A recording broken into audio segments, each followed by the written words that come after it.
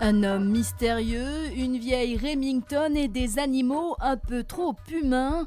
À notre arrivée à Morlas, dans les locaux des éditions Kern, les indices étaient maigres.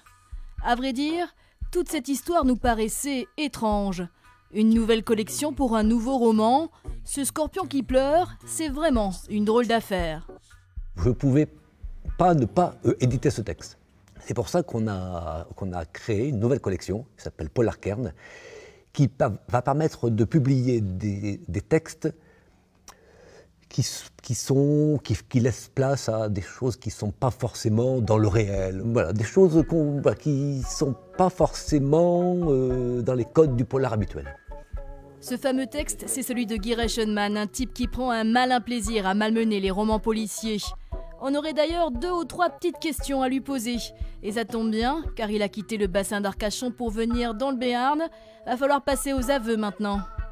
Pour moi, on a créé une collection, oui, parce que mon texte, sans être un texte polar traditionnel, est un texte un petit peu, comment dirais-je, je dirais pas évaporé, mais différent. C'est-à-dire que je pars en effet dans des régressions, je pars dans de l'astrologie, je pars dans la géobiologie, et ça peut un peu perturber.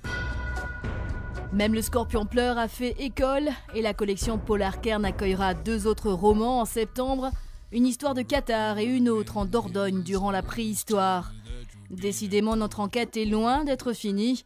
On n'est pas près de rentrer tranquille, se reposer devant la télé. Affaire à suivre.